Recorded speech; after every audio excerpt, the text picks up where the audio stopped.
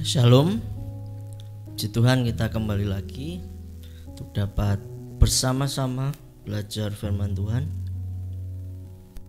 Mari kita akan membuka firman Tuhan di dalam Mazmur pasal yang ke-90.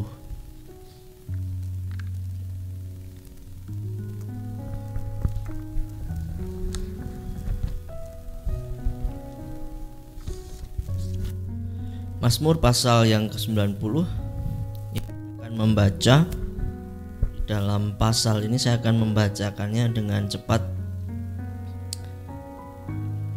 Allah tempat perlindungan yang kekal. Doa Musa, abdi Allah.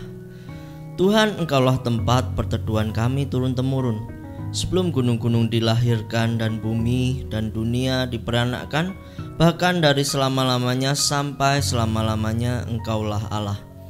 Engkau mengembalikan manusia kepada debu dan berkata, kembalilah, hai anak-anak manusia. Sebab di matamu 1000 tahun sama seperti hari kemarin apabila berlalu, atau seperti suatu giliran jaga di waktu malam. Engkau menghanyutkan manusia, mereka bermimpi seperti rumput yang bertumbuh, di waktu pagi berkembang dan bertumbuh, dan di waktu petang lisut dan layu.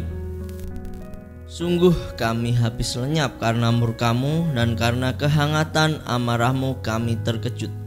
Engkau menaruh kesalahan kami di hadapanmu, dan dosa kami yang tersembunyi dalam cahaya wajahmu.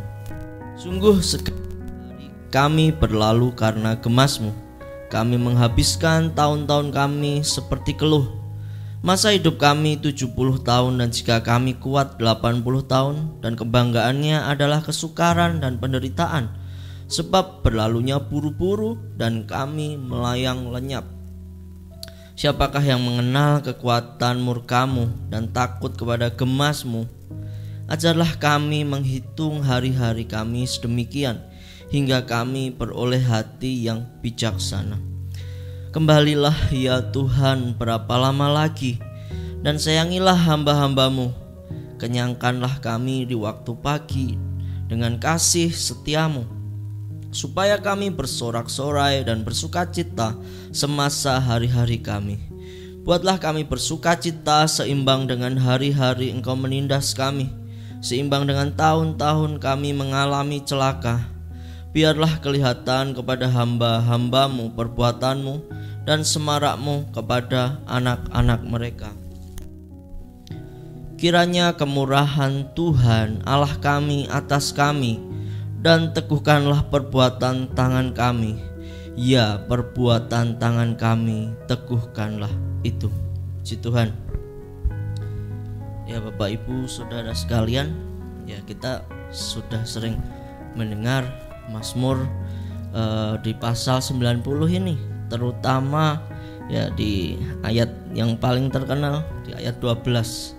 Ajarlah kami menghitung hari-hari sedemikian, hingga kami beroleh hati yang bijaksana. Bahkan di beberapa lagu rohani ya ada syairnya ya. Bapak Ibu Saudara sekalian, kehidupan kita manusia itu kehidupan yang rapuh, kehidupan yang sangat rapuh. Sehebat apapun manusia itu makhluk yang rapuh, sehingga memerlukan satu perlindungan ya. Kita mungkin bisa berlindung ya sebagai manusia, kita memiliki kekuatan atau daya tahan untuk bertahan hidup di semua kondisi misalnya ya, sehingga manusia bisa bertahan sampai hari ini. Tetapi manusia butuh perlindungan yang lebih, yaitu perlindungan yang kekal. Mungkin ketika kita sakit, kita bisa menyembuhkan diri dengan berobat. Ketika kita kehujanan, mungkin kita bisa berteduh. Ketika kita mengalami hal-hal yang buruk, kita mendatangi orang-orang yang bisa menolong kita. Tetapi ada satu yang tidak bisa terhindari dari manusia, yaitu terlindung dari maut. Manusia sangat rapuh sehingga hidupnya pasti suatu kali akan mengalami yang namanya maut. Jadi pertanyaan terbesar sebenarnya dalam kehidupan manusia, siapa sebenarnya perlindung yang sejati bagi manusia sehingga mereka bisa terlindung dari maut? Inilah pertanyaan terbesar di dalam kehidupan umat manusia. Dan puji Tuhan, kita sebagai anak-anak Tuhan, kita mengenal, kita memiliki bahkan yaitu satu pelindung yang ajaib, yang kekal, yaitu Tuhan Yesus yang menjadi Tuhan kita. Ya Bapak Ibu Saudara sekalian, Mazmur ini ya tentu saja sudah terlihat jelas ya di situ doa Musa. Jadi Mazmur ini digubah oleh Musa. Ia berdoa pada Tuhan. Ya di sini terlihat seperti doanya Musa ini doa secara pribadi. Tetapi sekalipun demikian, doa ini ditujukan juga kepada bangsa Israel. Bagaimana Musa ini menghadapkan bangsa Israel itu di hadapan Tuhan. Karena kita tahu begitu Musa ini sangat mengasihi bangsa Israel. Bahkan ya kalau kita baca, dia rela. Suatu kali ketika bangsa ini bersalah, dia katakan pada Tuhan, Tuhan saya rela kalau nama saya dihapus dari kitab kehidupan, tetapi ampunilah bangsa ini. Ini kasih yang begitu besar Bapak Ibu Saudara sekalian bagi bangsa ini. Ya kemungkinan besar Musa menulis Mazmur ini karena satu pengalaman. Konteksnya adalah saat bangsa Israel harus mengalami hukuman Tuhan karena ketidaktaatan. Mereka harus menjalani perjalanan 40 tahun di padang gurun ya. Kita bisa membacanya di dalam Bilangan pasal 22. Bilangan pasal 22 di situ ya. Di situ di mana Tuhan berjanji bahwa orang-orang Israel yang keluar dari Mesir yang umurnya lebih dari 20 tahun, Tuhan katakan kalian tidak akan masuk di dalam tanah yang dijanjikan Tuhan. Karena apa? Mereka memberut, mereka tidak setia, mereka tidak percaya, kecuali yaitu Yosua dan Kaleb ya. Mereka orang-orang yang setia, tetapi yang lainnya mereka mati di padang gurun. Dan generasi di bawahnya melihat itu. Nah nanti kita akan melihat bagaimana doa Musa untuk generasi yang akan datang ya. Allah tempat perlindungan yang kekal. Mazmur ini bersifat ya reflektif, atau seperti ketika kita berkaca, memberi gambaran yang jelas bagaimana sebenarnya muka kita, bagaimana sebenarnya hidup yang sedang kita jalani saat ini ya.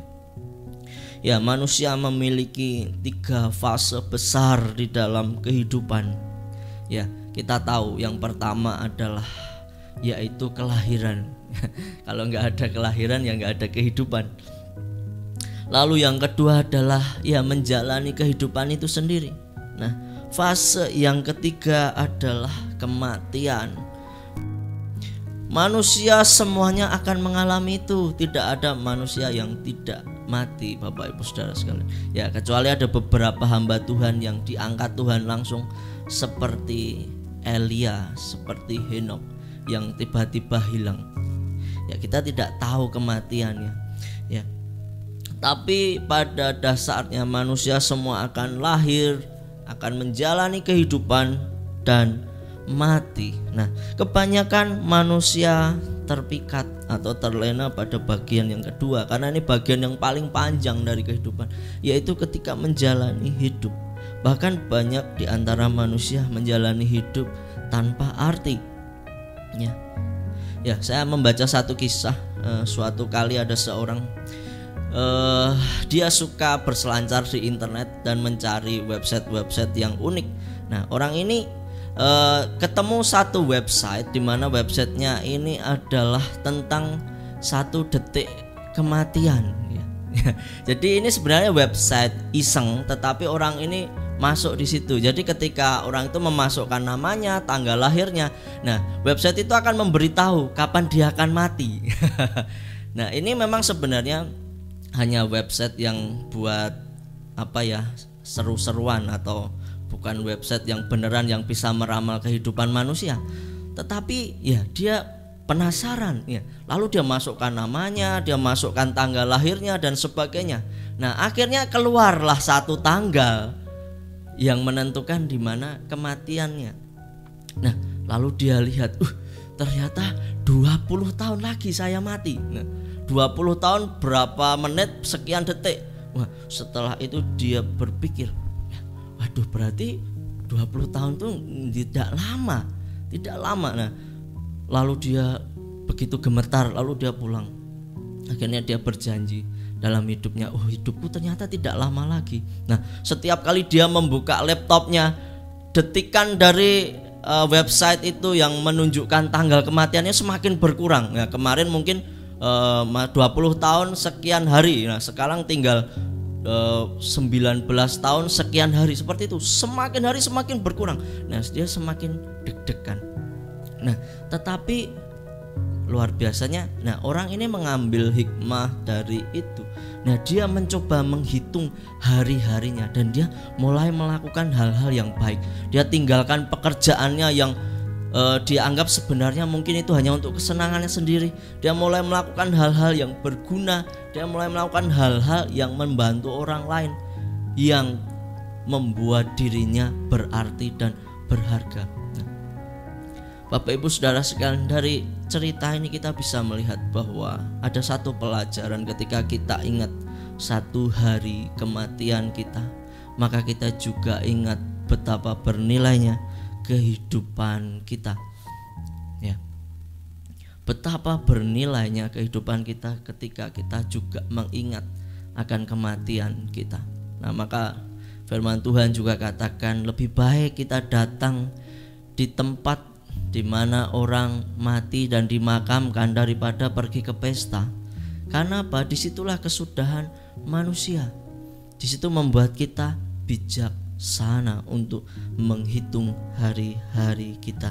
Ya, Bapak Ibu Saudara sekalian, kita akan belajar bersama di dalam Mazmur ini. Saya melihat ada beberapa bagian yang berbeda. Ada 3 bagian, yaitu yang pertama. Nah, kita bisa melihat di ayat 1 dan 2.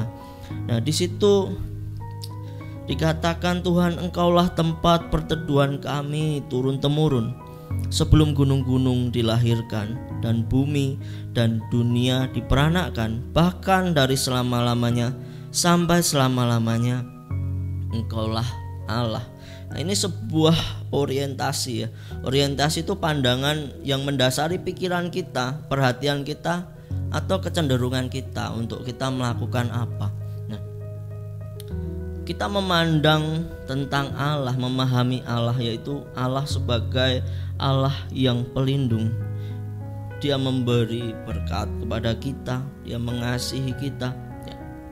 Di dalam singkatnya kehidupan manusia, Dia Allah yang kekal, Dia Allah yang mengasihi, melindungi kita. Nah, di sini terlihat bahwa ini satu orientasi awal di kehidupan kita ketika kita juga percaya Tuhan, kita mengenal Tuhan yang baik. Nah, tetapi ada juga fase yang kedua. Di sini kita bisa melihatnya begitu berbeda sekali. Mulai dari ayat 3, Engkau mengembalikan manusia kepada debu. Ya, langsung kita ingat bahwa kehidupan manusia itu begitu singkat ya. Dan berkata, kembalilah hai anak-anak manusia. Ayat 3 sampai ayat 12. Pertama, kita memiliki seperti good news atau kabar yang baik, orientasi kita yang baik tiba-tiba seperti berubah ketika kita melihat satu kenyataan hidup yang begitu pahit.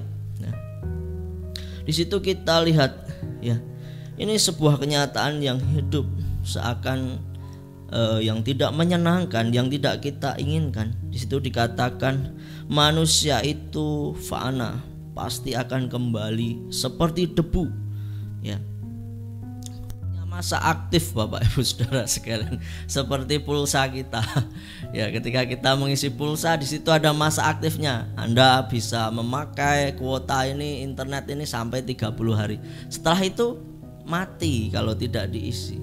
Kehidupan manusia juga memiliki masa aktif. Nah, kita tidak selamanya hidup.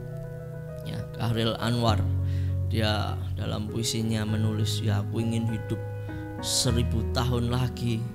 Tidak bisa Bapak Ibu Saudara sekalian, tetap saja mati, bahkan beliau mati muda. Hidup manusia begitu singkat, itu satu kenyataan yang menyedihkan dalam kehidupan kita, ya. Lalu 1000 tahun di mata Tuhan hanya seperti satu hari. Ya, kita menjalani masa yang sulit di dunia ini. Di mata Tuhan itu hanya seperti satu hari, seperti satu kedipan mata mungkin bahkan di mata Tuhan, ya. Lalu hidup manusia seperti mimpi, ya.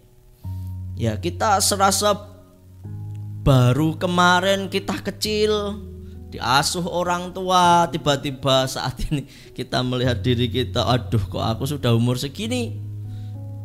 Baru saja kita ingat kita berlari-larian dengan teman-teman kita bermain, sangat menyenangkan. Tiba-tiba, loh sekarang kok aku sudah umur 40 tahun.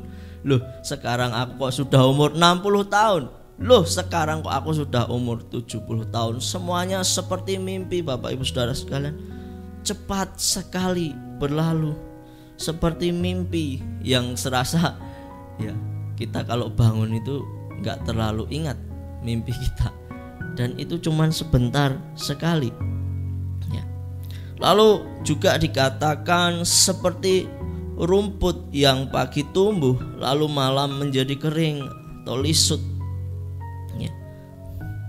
Berapa waktu yang lalu tubuh kita segar bugar, kita bisa berlari-lari kemana saja yang kita mau, ya.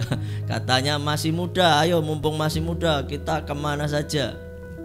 Nikmati hidup, kata di dalam firman Tuhan di dalam Amsal, menikmati hidup. Tetapi tiba-tiba ketika kita lihat tubuh kita menjadi lisut, tidak lagi seperti waktu muda, tidak bisa kemana yang kita inginkan, tempat-tempat yang kita tuju tidak bisa lagi kita ke sana. Begitu sebentar yang segar menjadi layu, ya. Lalu juga dikatakan di situ manusia lenyap karena dosa.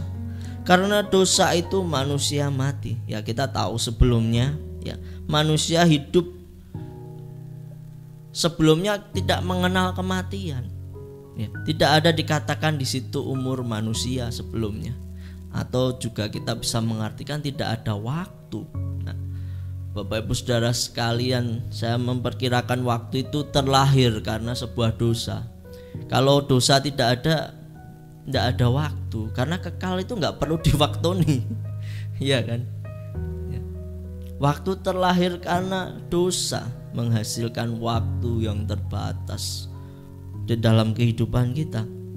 Nah, karena dosa kita mati, yang sebelumnya kita hidup di dalam kemuliaan, kita bisa melihat Tuhan, dimana ketika Adam waktu itu bisa bercakap-cakap dengan Tuhan, ketika Tuhan datang menghampirinya, ya mereka bisa bercakap-cakap. Tetapi setelah adanya dosa, semuanya menjadi mati, semuanya menjadi lenyap. Manusia lenyap karena dosa. Nah, di sini Musa sendiri juga melihat bagaimana bangsa Israel yang dipimpinnya mati di padang gurun, Bapak Ibu Saudara sekalian. Dia melihat dengan mata kepala sendiri bangsa yang dipimpinnya memberontak, tidak setia kepada Tuhan. Lalu dia melihat sendiri berapa banyak orang yang keluar dari Mesir itu mati bergelimpangan di padang gurun. Ada yang dipatok ular, ada yang macam-macam.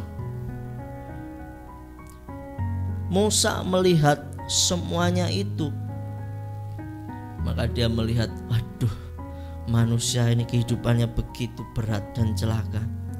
Dia katakan masa hidup 70 sampai 80, kebanggaannya adalah kesukaran dan penderitaan. Biasanya orang bangga itu dengan apa, Bapak Ibu Saudara sekalian? Dengan prestasi, dengan hal-hal yang dicapai. Tapi di sini dikatakan kebanggaannya adalah kesukaran dan penderitaan. Ya. Tapi itulah kebenaran tentang kehidupan manusia. Ya. Nah, lalu di ayat 12 itu puncak refleksi, di mana di situ dikatakan, nah, Musa di sini menjabarkan bagaimana hidup manusia. Lalu Musa ini memohon kepada Tuhan, ajarlah kami Tuhan menghitung hari-hari sedemikian, sesadar itu, sehingga kami beroleh hati yang bijaksana. Bapak Ibu Saudara sekalian, kalau kita boleh jujur, seringkali juga kita lupa atau tidak sadar, tidak sesadar apa yang ditulis Musa ini, sehingga seringkali kita lupa melakukan yang benar dan yang penting. Maka di sini Musa berdoa, ajar kami Tuhan untuk menghitung hari-hari sedemikian sadar, hingga kami beroleh hati yang bijaksana untuk menghidupi hidup ini. Nah, itulah di bagian yang kedua, di mana terlihat bagaimana kehidupan manusia sepertinya tidak ada harapan, tidak indah. Nah, tetapi ada satu bagian lagi, dimulai ayat 13 sampai ayat terakhir. Di situ ada kembali satu yang namanya harapan, Bapak Ibu Saudara sekalian. Terlihat di situ, kembalilah ya Tuhan, kembalilah Tuhan. Berapa lama lagi engkau bersembunyi? Berapa lama lagi engkau tidak memperhatikan kami? Dan sayangilah hamba-hambamu. Nah, di sini adanya kembalinya harapan. Ya, memang di kehidupan kita seringkali itu menjadi satu berat, tidak seperti yang kita harapkan di awal. Wah, Tuhan luar biasa, Tuhan luar biasa. Tetapi di tengah-tengah kehidupan kita, ya, tidak bisa disangkal seringkali lihat kenyataan yang begitu sulit. Nah, tetapi dalam fase kehidupan kita harus kembali berharap kepada Tuhan, Bapak Ibu Saudara sekalian. Berharap kepada Tuhan. Tuhan, kembalilah, sayangilah hamba-Mu. Kita mengharapkan Tuhan. Lalu di situ juga dituliskan, kenyangkanlah kami saat pagi, buat kami bersukacita seimbang dengan tahun celaka. Ini permintaan-permintaan Musa, Bapak Ibu Saudara sekalian, di mana Musa berharap Tuhan kembali untuk memulihkan keadaannya, untuk memulihkan keadaan bangsa Israel. Buat kami bersukacita seimbang dengan tahun celaka. Celakanya bangsa Israel ini banyak juga. Biar kelihatan semarak perbuatan tanganmu pada anak-anak mereka. Ya, kita di sini anak-anak Israel yang berusia 20 tahun ke bawah, Bapak Ibu Saudara sekalian, yang bisa masuk ke tanah Kanaan. Mereka akan melihat perbuatan tangan Tuhan yang dahsyat dan luar biasa, dan itu digenapi. Mereka sampai di tanah Kanaan dan mereka menduduki tanah Kanaan. Doa itu dijawab. Bahkan sampai di masa depan nanti kita akan melihat, kiranya kemurahan-Mu atas kami, teguhkanlah perbuatan tangan kami. Ini permintaan dari hamba Tuhan Musa, ya. Di sini kita melihat, ya, pemazmur seakan tidak berani meminta, ya, sesuatu yang besar, yang lebih dari Allah, ya. Dia minta sesuatu yang setara seperti tadi dikatakan, ya, buatlah kami bersukacita seimbang dengan tahun celaka. Setara saja Tuhan dengan apa yang sedih dalam hidup kami. Berilah kami berkat seperti itu. Tetapi Allah yang kita miliki, Allah yang luar biasa, pemilik hidup kita, bisa kita lihat pekerjaan tangannya itu melebihi apa yang kita minta, melebihi ekspektasi dalam doa kita, Bapak Ibu Saudara sekalian. Apa yang kita doakan itu terbatas, mungkin sesuai dengan ketakutan kita, iman kita yang terbatas. Tetapi Tuhan itu selalu jawab doa kita lebih dari hal-hal itu, lebih dari ekspektasi kita, Bapak Ibu Saudara sekalian. Inilah mengapa kita selalu bersukacita dan memuliakan namanya, karena itu di luar kemampuan kita, dan kita bersorak-sorai ketika Tuhan melakukan perbuatan yang ajaib, lalu kita tidak bisa berbuat apa-apa, tidak bisa membanggakan apapun yang kita kerjakan, tetapi kita hanya bisa menaikkan pujian dan syukur kepada Tuhan. Di situ dikatakan, kembalilah ya Tuhan. Tuhan menjawab, Ia datang dan memulihkan kehidupan manusia. Ia membawa kembali hadirat Allah dan mendamaikan manusia dengan Allah. Ia benar-benar datang, Bapak Ibu Saudara sekalian. Di masa perjanjian baru ini kita merasakan ya, di masa perjanjian lama memang juga Tuhan terus memulihkan bangsa Israel dari hari ke hari, dan mereka jahat lagi, dipulihkan lagi. Kalau kita baca dalam perjanjian lama ini, di kitab nabi-nabi, kitab raja-raja, bahkan ya di hakim-hakim juga sama, ada fase-fase yang tidak baik, tetapi Tuhan itu selalu berusaha untuk memulihkan. Ini luar biasa sekali, Bapak Ibu Saudara sekalian. Ya, membawa kembali hadirat Bapa bisa dinikmati kita anak-anak Tuhan. Ia yang kekal rela memasuki waktu kita yang singkat. Tuhan itu waktunya kekal, tidak perlu kita memberi waktu Tuhan, karena kekal itu tidak perlu diwaktoni, tidak perlu diberi batas waktu, namanya kekal. Tuhan yang mempunyai waktu yang kekal itu rela masuk di dalam waktu kita yang singkat tadi, kehidupan yang singkat tadi, yang cuma 70 sampai 80 tahun itu. Tuhan yang memiliki waktu yang tidak terbatas rela menjadi terbatas. Tuhan yang memiliki rancangan yang dahsyat rela memasuki mimpi-mimpi kita yang singkat. Tuhan yang memiliki tubuh yang sempurna rela menjadi manusia yang tubuhnya bisa lisut, Bapak Ibu Saudara sekalian, yang tubuhnya bisa mati dan terluka. Ia yang kekal rela menjadi debu seperti kita. Ya, itu satu jawaban yang luar biasa. Lalu di situ juga dikatakan, kenyangkanlah kami di waktu pagi. Ya, kehadiran Allah bisa kita akses kapan saja sekarang, Bapak Ibu Saudara, benar.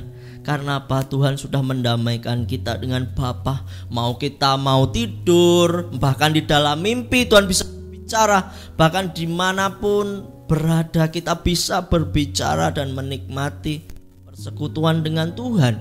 Nah, Musa hanya meminta Tuhan di waktu pagi, pulihkanlah kami. Karena memang kebiasaan waktu itu, waktu pagi mereka datang menghadap Tuhan.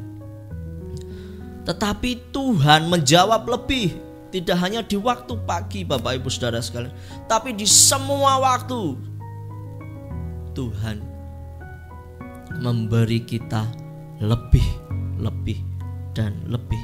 Kapan saja kita datang menghadap hadiratnya, Dia ada, Bapak Ibu Saudara sekalian. Ya. Lalu yang selanjutnya, ya, apa yang Tuhan perbuat itu tidak pernah seimbang dengan apa yang kita lakukan. Jomplang, Bapak Ibu Saudara sekalian. Apa sih yang bisa kita kerjakan buat Tuhan sehingga itu menjadi satu kebanggaan yang setara dengan apa yang Tuhan beri dalam hidup kita? Tidak ada, Bapak Ibu Saudara sekalian. Ya. Pemazmur hanya meminta diberi sukacita seimbang dengan duka cita. Tetapi Tuhan memberikan semuanya. Dia memberikan hal-hal yang lebih. Dia memberikan bagi kita tahtanya, bahkan darahnya bagi kita. Ini sesuatu yang di luar nalar kita. Nah, pemazmur meminta juga perbuatan tangannya diteguhkan Tuhan. Nah, apa perbuatan tangan? Ya, kita tahu Musa dipanggil Tuhan untuk membawa bangsa Israel keluar dari Mesir, lalu menjadi satu bangsa yang beribadah kepada Tuhan di satu tanah yang dijanjikan, yaitu tanah Kanaan. Nah, jadi perbuatan tangan Musa ya panggilannya sebagai hamba Tuhan. Dia memiliki mandat untuk membawa bangsa itu keluar dari Mesir. Nah, Musa memohon Tuhan, teguhkanlah perbuatan tangan hamba-Mu Tuhan. Ya. Apa yang didoa Musa ini dijawab. Memang Musa sendiri tidak masuk, Bapak Ibu Saudara sekalian, ke tanah Kanaan. Tetapi pekerjaannya itu tidak terhenti. Pekerjaannya dilanjutkan oleh seorang yang bernama Yosua, juga rekannya yang memiliki hati yang sama, visi yang sama, yaitu Kaleb. Yang dua orang ini adalah generasi tua yang tidak mati di padang gurun. Mereka adalah orang yang taat kepada Tuhan. Nah, perbuatan tangan Musa tidak sia-sia, tapi diteguhkan Tuhan. Dan akhirnya bangsa itu benar-benar mendiami satu tanah, yaitu tanah Kanaan yang dijanjikan Tuhan itu. Bapak Ibu Saudara sekalian, hidup kita itu terbatas. Mungkin kita memiliki visi yang luar biasa yang Tuhan beri, kadang-kadang belum sampai itu selesai. Mungkin kita bisa dipanggil Tuhan, tetapi kita percaya ketika kita di dalam tracknya Tuhan, ya, apa yang kita kerjakan itu tidak sia-sia. Bahkan mungkin ada generasi di bawah kita yang melanjutkannya, seperti yang dialami Musa. Bahkan sampai hari ini doa ini juga dijawab. Kita tahu bangsa Israel tidak hilang. Bangsa Israel tidak hilang, dia tetap menjadi satu bangsa. Memang itu sendiri juga janji Tuhan. Hari ini menjadi satu bangsa yang merdeka dan memiliki wilayah. Tuhan menepati semua janji-janjinya, bahkan menjawab doa kita lebih dari yang kita pinta. Nah, Bapak Ibu Saudara sekalian, mari kita merenungkan. Hidup ini begitu singkat, mari kita gunakan untuk kemuliaan nama Tuhan. Tuhan sudah memberi lebih dari apa yang kita pinta, lebih besar dari ekspektasi kita, lebih dari apa yang bisa kita doakan. Tuhan selalu memberi lebih. Memang hidup ini tidak mudah. Fase kehidupan adalah fase yang paling panjang. Itu juga hal yang berat. Tetapi mari kita ingat, kita punya Tuhan yang dahsyat, yang sudah mengcover semua yang kita butuhkan. Maka mari kita bersandar dan berserah kepada Tuhan. Apapun yang kita alami hari ini, kegagalan mungkin, ya kita jangan menyerah, bangkit lagi dan bangkit lagi. Nah, yang sudah bangkit terus lebih lagi bangkit, juga memberi semangat kepada yang lain, ya. Firman Tuhan juga katakan, berilah semangat kepada yang lututnya goyah, yang mereka yang takut. Mari kita saling menguatkan di dalam Tuhan, sebab perjalanan iman kita itu juga kita sebagai tubuh Kristus yang saling menguatkan, yang saling menopang. Tidak mungkin Bapak Ibu Saudara kita rela, oh biarlah tangan kita tertinggal, atau biarlah kaki yang satu biarlah tertinggal. Tidak. Tetapi ketika kita lihat saudara atau teman kita kelelahan, tidak berdaya, mungkin ragu, atau seperti hampir kehilangan harapan, mari kita jadi orang-orang juga yang menguatkan, menginspirasi, seperti Yosua dan Kaleb, inspiratif. Dia membawa bangsa itu menjadi pemenang dan merebut tanah Kanaan. Ya, puji Tuhan Bapak Ibu Saudara sekalian, inilah firman Tuhan yang bisa kita renungkan bersama-sama. Mari kita terus bangkit dan menjadi terang dengan kekuatan dan anugerah Tuhan. Sebab tanpa anugerah Tuhan kita juga tidak ada apa-apanya Bapak Ibu Saudara sekalian. Kita juga tidak mampu berbuat apa-apa.